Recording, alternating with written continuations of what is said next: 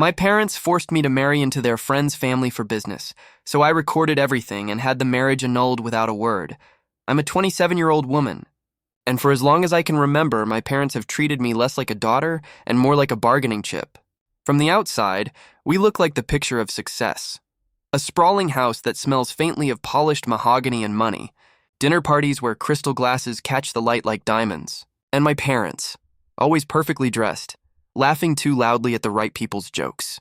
But behind those glittering evenings, there's a constant calculation, as if every handshake is a silent contract and every smile has a price.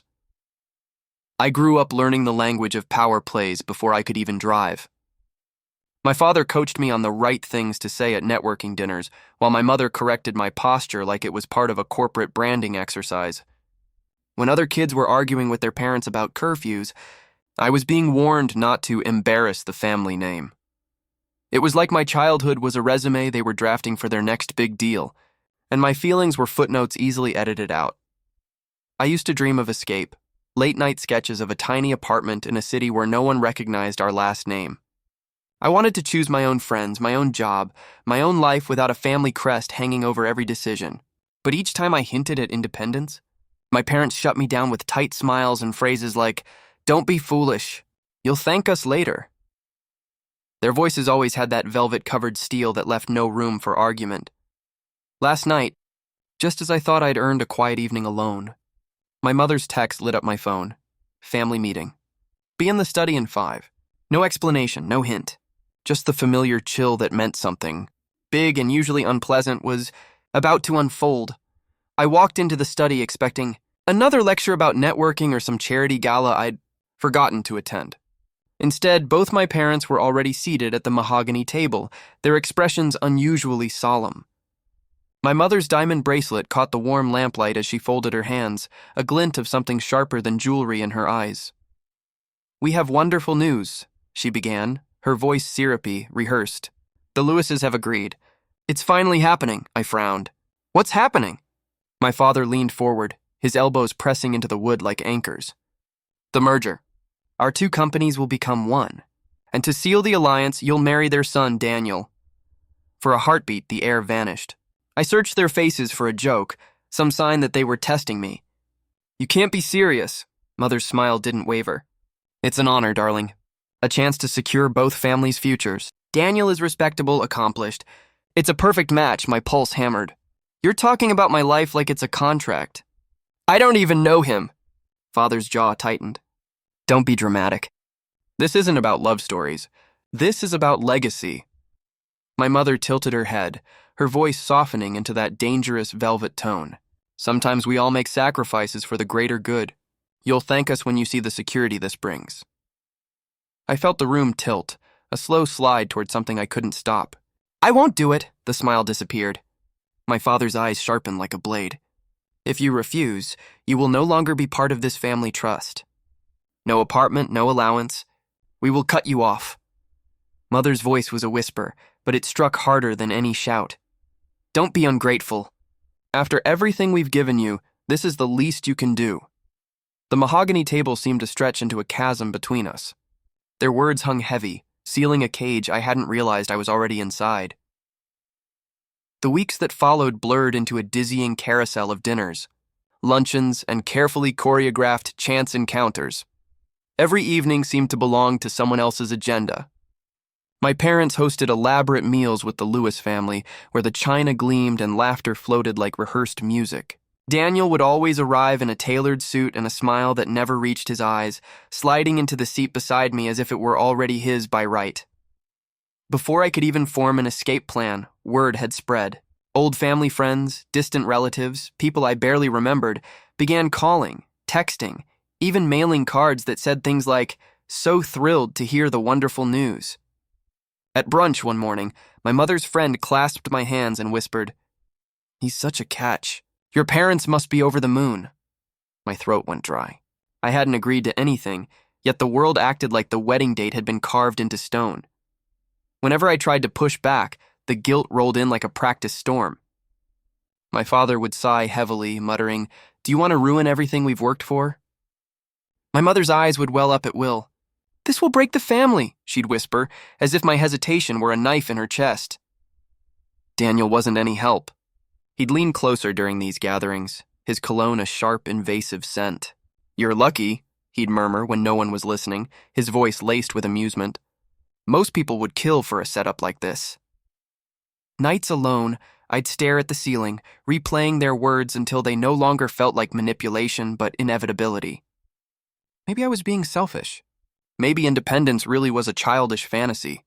Each doubt grew heavier until even my own thoughts felt suspect, like someone had quietly rewritten the script of my life while I wasn't looking.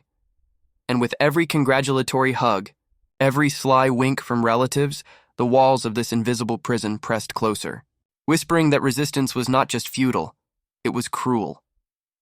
At first, Daniel wore his politeness like a well-tailored suit, crisp, effortless, and perfectly timed.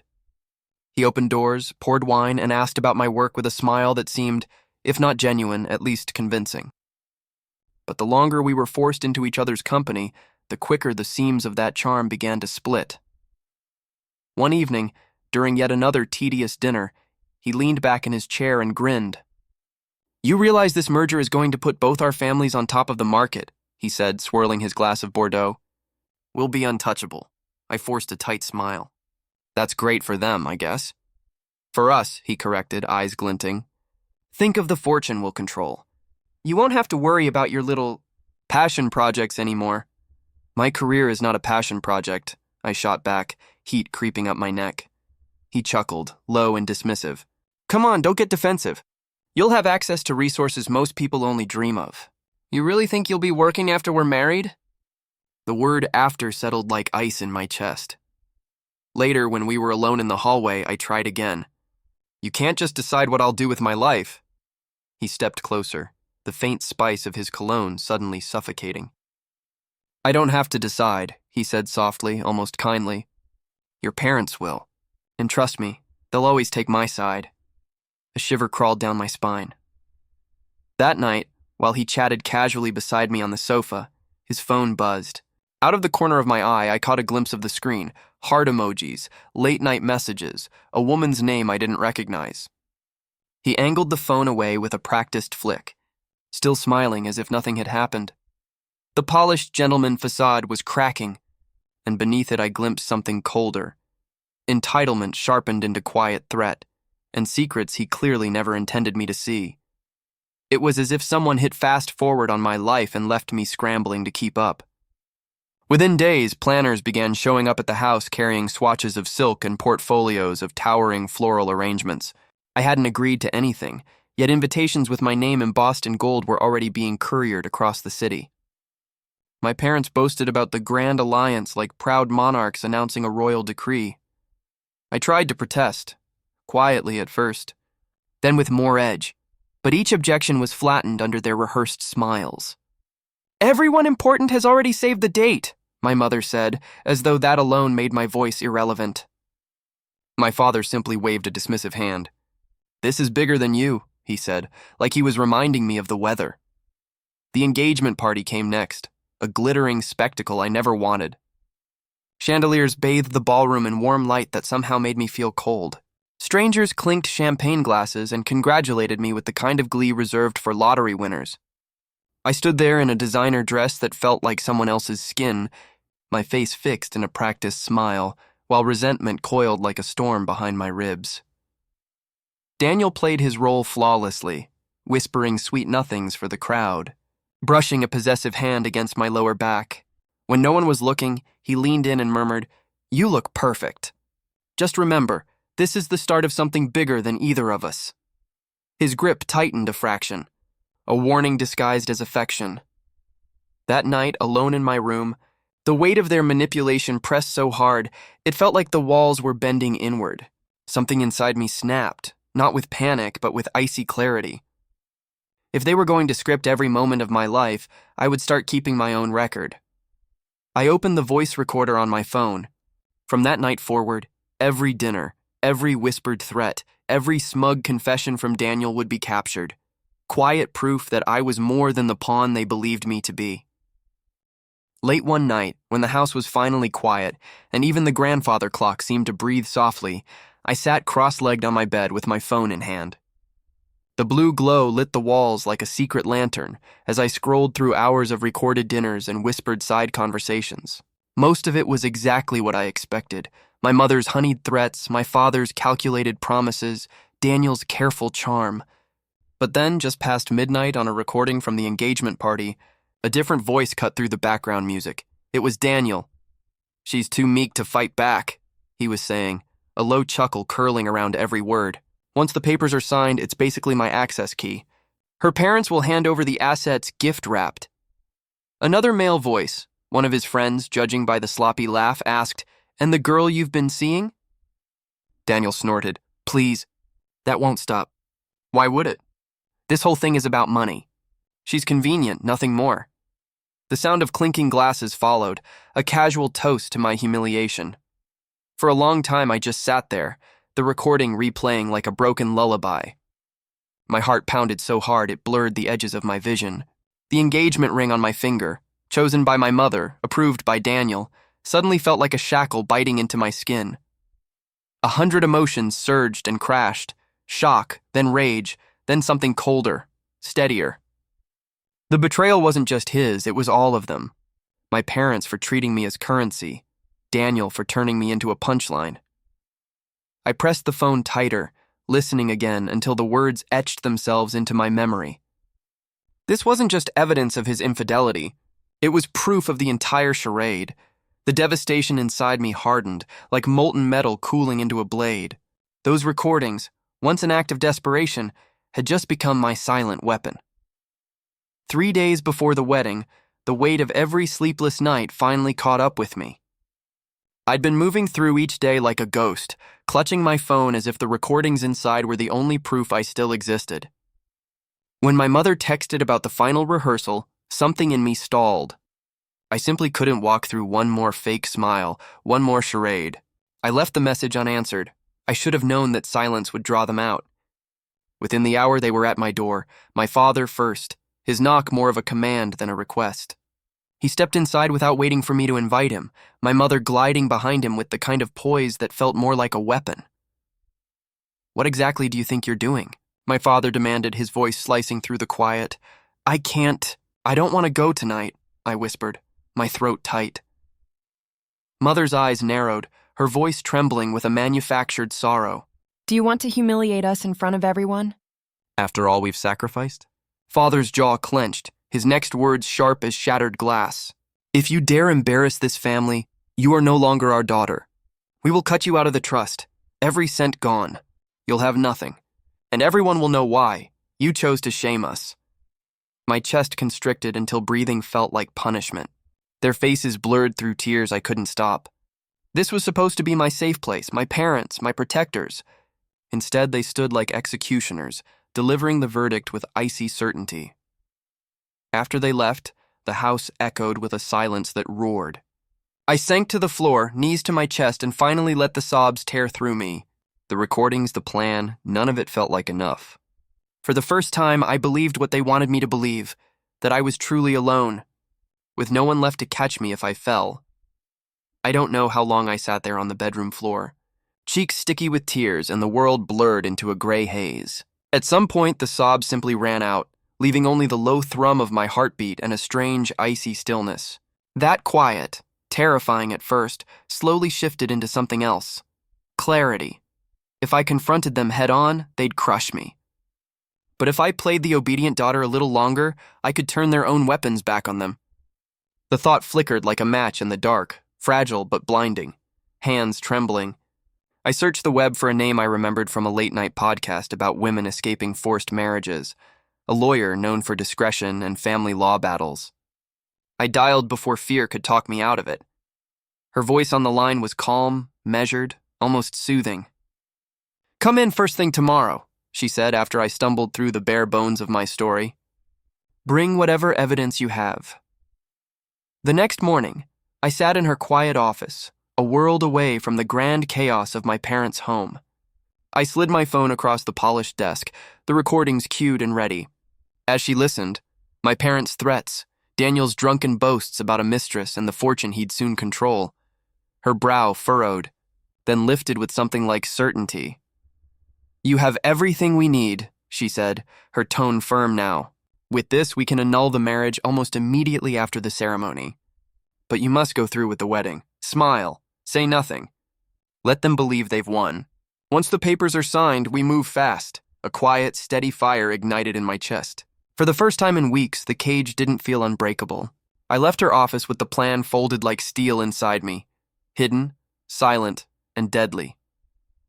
The morning of the wedding dawned in a haze of soft gold, the kind of light that should have promised a new beginning. Instead, it felt like a spotlight for a play I wanted no part in. My mother flitted around my room like a director fussing over her leading actress, adjusting the veil until it framed my face just right. I caught my own reflection in the mirror. Ivory gown, jeweled pins, a stranger's smile. "Perfect," she whispered, her eyes shining with triumph.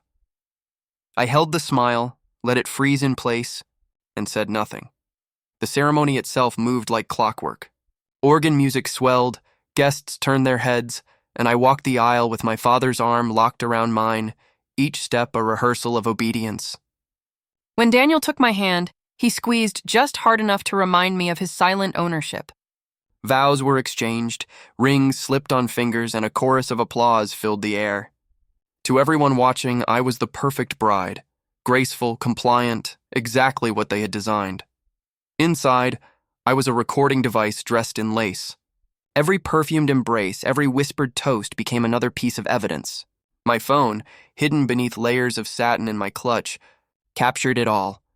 The clink of crystal, the low hum of congratulations, the carefully constructed charade. By the time the reception reached its loud, champagne-soaked peak, Daniel was leaning too close to his groomsmen, his words slurred just enough to reveal their true edges.